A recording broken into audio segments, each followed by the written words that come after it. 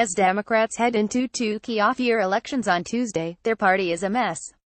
Fundraising is dismal, leadership is weak, there is lingering disgust that Hillary Clinton couldn't close the deal against Donald Trump a year ago.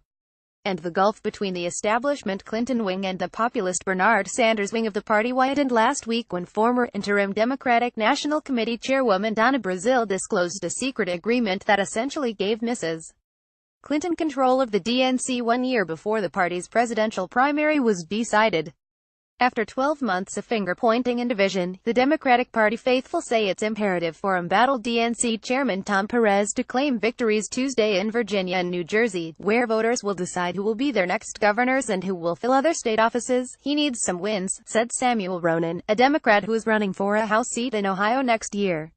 He needs a victory, and if he doesn't get it, we may very well see him being pushed out of power. He said the Democratic Party is crumbling apart. Former DNC Executive Committee member Barbara Sipperstein, whom Mr. Perez ousted this year in a purge of party leadership, said, "He's got to show results. That's on his shoulders and the people who support him. I certainly have concerns about party unity," she said. Pollster Stan Greenberg said Democrats are repeating mistakes this year that Hillary Clinton made against Donald Trump last year. In an interview with The New Yorker, Mr. Greenberg pointed to Ralph Northam, the Democratic gubernatorial nominee in Virginia. "We have a candidate running as Hillary Clinton," Mr. Greenberg said. "He is running on the same kinds of issues and has the same kind of view of the world.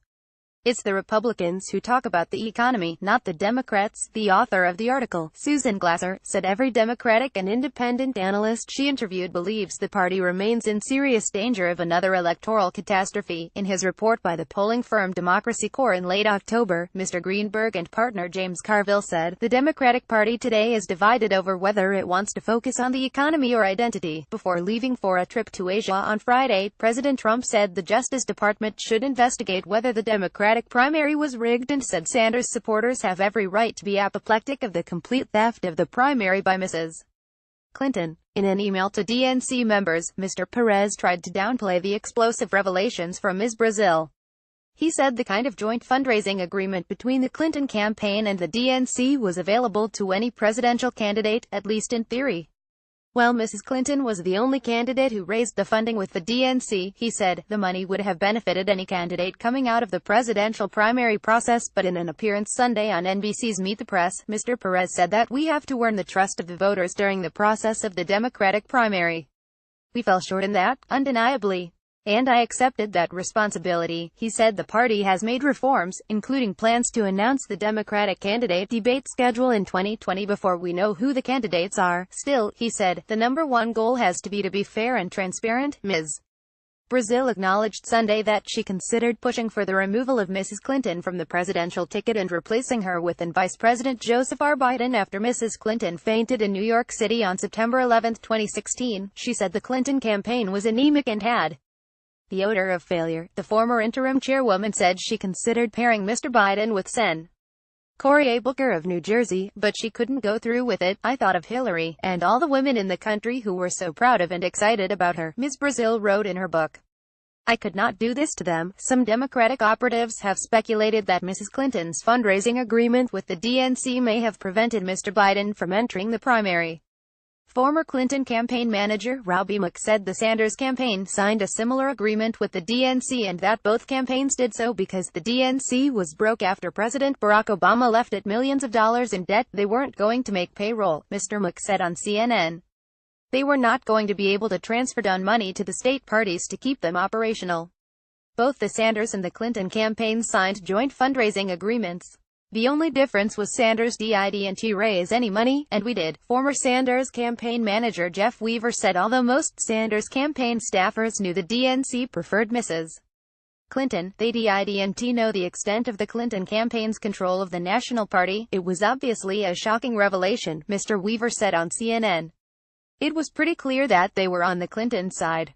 I don't think any of us imagined that there was actually a formal arrangement giving the Clinton campaign control of the DNC." Aside from the potential fallout for Mr. Perez, Ms. Brazile's disclosures have spurred more calls in the party for reforms. Rep. Tulsi Gabbard, a Hawaii Democrat who was vice chair of the DNC, said the party must get rid of the undemocratic system of superdelegates, who have the power to swing an election, making up 1/3 of the votes any candidate needs to secure the nomination. In short, we need to break the influence and control that a few special interests and party insiders have consolidated, and instead empower the voices of the people, she said in an email to supporters. She said the DNC is driven by counterproductive infighting and name-calling. The DNC will hold a meeting next month to consider recommendations from a unity commission that was formed last year from supporters of Mrs. Clinton and Mr. Sanders. DNC Vice Chairman Keith Ellison, a House lawmaker from Minnesota who challenged Mr. Perez for the chairmanship, said Democrats must heed the call for our party to enact real reforms that ensure a fair, open and impartial nominating process in elections to come. I'm committed to working with Chairman Perez to make the DNC more transparent and accountable to the American people, whether that's by ensuring that debates are scheduled far ahead of time or by guaranteeing that the terms of joint fundraising agreements give no candidate undue control or influence over the party, Mr. Ellison said in a statement. Many Democrats are calling for a rule that would prohibit the kinds of fundraising agreements that Mrs. Clinton's campaign struck with the DNC under the chairmanship of Rep. Debbie Wasserman Schultz of Florida. But some Democrats openly doubt that Mr. Perez is capable of leading the party out of its crisis. As a leader, he leaves too much to be desired, said Mr. Ronan, a candidate for the 1st Congressional District in Ohio who also was a candidate for the DNC chairmanship this year. We need someone to reform the party, and he's certainly not that. When it's crumbling apart, you have to fix it, and he's not. He said he is not sure the Democratic Party can be salvaged if the party continues along the lines it is currently. If Tom Perez does not change his tactics or he gets pushed out and the replacement doesn't fix it, the party is going to fold, he said. It's going to collapse. Ms. Sipperstein, of Edison, New Jersey, who supported Mr. Ellison for the chairmanship, was the DNC's first transgender member. She said the party's populist wing is too impatient for change. The progressive folks, the Elizabeth Warren folks, should have been involved all along, she said. You can't come around every 4 years and suddenly say, do it our way. Be involved in a constructive way. Sometimes the doors may be closed, and then you need to change tactics, Mr. Ronan said Mr. Ellison is better qualified to make the significant reforms needed, such as spending more on grassroots in rural areas and mentoring more young candidates. He said the DNC should hold public elections of its executive board and national delegates. Right now the party has a crisis of image, and they can't have insiders choosing insiders to lead the insiders, he said. If you really want to reach out to the progressive movement, you have to have a truly public election. Otherwise, you're offering platitudes and band-aid fixes. Republicans appeared to be stunned by the disclosures about the extent of Mrs. Clinton's power within the party apparatus. House Speaker Paul D. Ryan, Wisconsin Republican, called the situation amazing. I've never seen anything like that. We all said that. The Clintons thought they lived above the rules, but this takes the cake, Mr. Ryan said on Fox News Sunday.